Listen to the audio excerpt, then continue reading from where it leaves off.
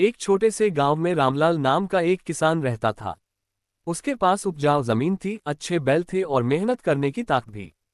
गांव के ज्यादातर किसान उसकी मेहनत की तारीफ करते थे, लेकिन रामलाल की एक बुरी आदत थी, वह बहुत लालची था। उसे जितना मिलता उससे कभी संतोष नहीं होता। वह हमेशा और ज्यादा पाने की चाह में रहता। हर साल जब फसल अच्छी होती तो दूसरे किसान भगवान का धन्यवाद करते और कुछ अनाज जरूरतमंदों में बांट देते।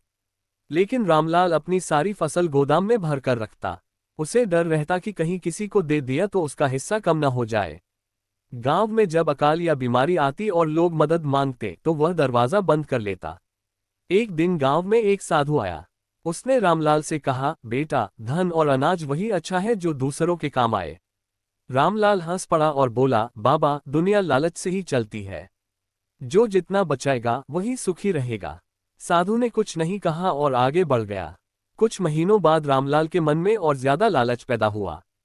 उसने सोचा कि अगर वह अपनी जमीन के किनारे से बहने वाली छोटी नदी को मोड़ दे तो खेतों में ज्यादा पानी आएगा और फसल दोगुनी हो जाएगी।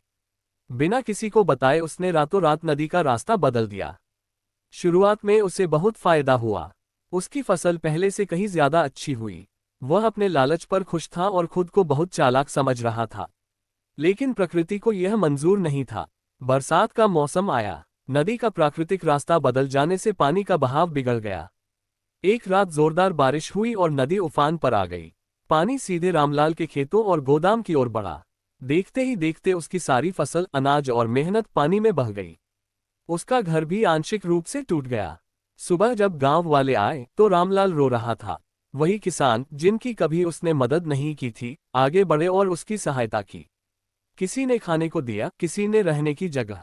रामलाल की आंखें खुल गईं। उसे साधु की बात याद आई। वह सबके सामने बोला, मैंने लालच में आकर प्रकृति और इंसानियत दोनों के साथ गलत किया। आज जो कुछ भी मेरे पास बचा है वह आप लोगों की दया से है। उस दिन के बाद रामलाल बदल गया। उसने दोबारा नदी को उसके पुराने रास्ते पर ला दिया, जरूरतमंदों की मदद करने लगा और जो मिलता उसमें संतोष करना सीख लिया। इस कहानी से हमें सीख मिलती है कि लालच थोड़े समय का फायदा दे सकता है, लेकिन अंत में नुकसान ही करता है।